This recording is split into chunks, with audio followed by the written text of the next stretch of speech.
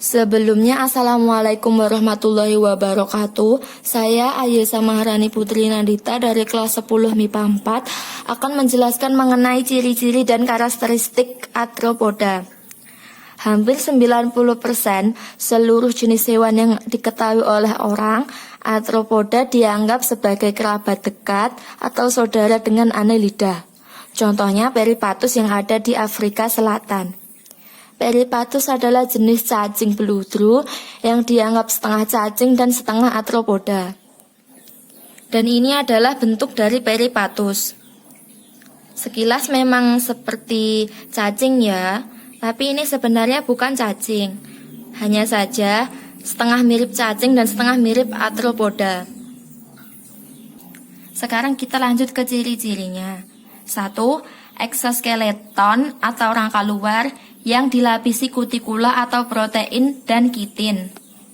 Yang kedua, tubuh bersegmen yang terdiri dari kepala atau cephalon dan dada atau torak, kemudian perut atau abdomen. Yang ketiga, triploblastik selomata. Triploblastik sendiri mempunyai 3 lapisan embrio, yaitu ectoderm, mesoderm, dan endoderm. Kemudian selomata mempunyai rongga tubuh sejati.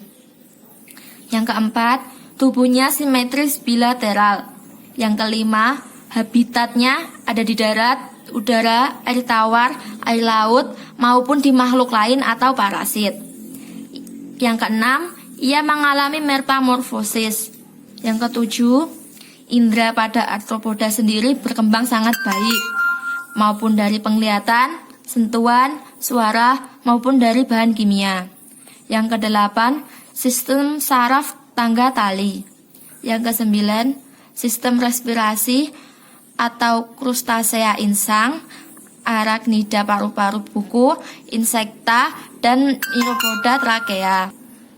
Krustasea sendiri hidup di air dan memakai insang. Misal, yang ada hidup di darat, yaitu serangga menggunakan trachea, arachnida seperti serangga menggunakan paru-paru buku. Yang ke-10, sistem ekskresi atau buluh Malpighi. Yang ke-11, sistem pencernaan sudah lengkap dari mulut ke anus atau kanal alimentari. Yang ke-12 yaitu sistem sirkulasi atau sistem peredaran darah yang terbuka. Darah tidak mengalir dari pembuluh darah. Yang di bawah adalah hemolimfa, mengalir dari jantung ke seluruh tubuh, mengangkut nutrisi dan sisa makanan, dan sisa metabolisme, dan tidak mengangkat O2 ataupun CO2, karena O2 dan CO2 hanya ada pada trakea. Kemudian yang ke-13, reproduksi secara internal dengan cara kawin, partenogenesis, dan paidogenesis. Partenogenesis sendiri yaitu berlangsung di tubuh larva. Kemudian yang ke-14, ovipar kecuali kalajengking, ovovivipar. Mereka kebanyakan bertelur kecuali kalajengking. Kemudian karakteristik arthropoda. Arthropoda sendiri memiliki tubuh yang dilapisi oleh kultila atau tersusun dari lapisan protein dan zat kitin yang berfungsi sebagai rangka luar atau eksoskeleton tadi.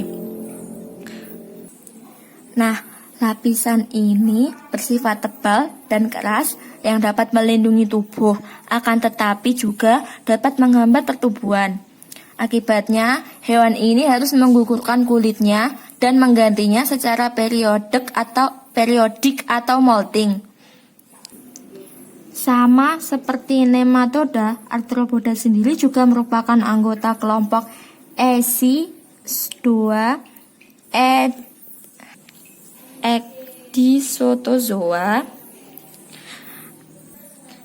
Anggota filum arthropoda merupakan hewan yang memiliki 3 lapisan embrionik atau triploblastik tadi yang telah memiliki selom sejati. Oleh karena itu, arthropoda adalah hewan triploblastik selomata yang tubuhnya berbentuk simetris bilateral sehingga merupakan kelompok bilateral pada perkembangan embrionya yang mulutnya pada embrio arthropoda membentuk terlebih dahulu daripada anus, sehingga hewan ini termasuk dalam kelompok Protosmia. Kemudian karakteristik umum anggota arthropoda. Sama seperti ciri-cirinya tadi, pembagian tubuhnya krustasea, cephalothoraks atau kepala dan dada menyatu, dan abdomen atau perut. Selicerata, dada dan abdomen bersatu, kepala yang sesungguhnya tidak ada tetapi berupa alas kepala atau capitulum. Nah, yang Myriapoda itu ada dua, yaitu Chilopoda dan Diplopoda. Kepala dan badannya sendiri yaitu panjang, kepala dan dada pendek, sedangkan abdomennya panjang. Jadi Chilopoda dan Diplopoda ini memiliki perbedaan ya. Kemudian ada Hexapoda, yaitu kepala, dada, dan abdomen dapat dibedakan. Kemudian ciri-cirinya antena tadi krustasea ada 2 pasang, Selicerata tidak ada. Yang Myriapoda, yang Chilopoda itu ada 1 pasang dan panjang. Yang Diplopoda itu satu pasang dan pendek. Jadi yang Chilo itu panjang, yang Diplo itu pendek ya. Dan Hexapoda antenanya 1 pasang. Bagian mulut krustasea 1 pasang mandibula, 1 pasang maksila, dan 2 pasang maksiliped. Yang Selicerata 1 pasang chelicera dan 1 pasang pedipalpus. Yang Chilopoda 1 pasang mandibula, 2 pasang maksila. Yang Diplopoda yaitu ada 1 pasang mandibula dan 1 pasang maksila. Hexapoda ada 1 pasang mandibula dan 1 pasang maksila labium. Kemudian ada lagi dari ciri-ciri kaki, yaitu krustasea ada 1 pasang peruas atau tidak ada. Ini maksudnya bisa ada, bisa tidak ada ya. Kemudian Selicerata kakinya ada 4 pasang pada kepala dada. Chilipoda ada 1 pasang peruas, Diplopoda ada 2 atau 1 pasang peruas, dan Hexapoda ada 3 pasang pada dada. Lubang kelamin krustasea memiliki 2 bidang pada belakang dada. Selicerata ada 1 ruas di kedua dari abdomen. Chilopoda ada 1 di ujung abdomen. Diplopoda ada 1 ruas ketiga dekat kepala. Jadi letaknya ada di dekat kepala ya.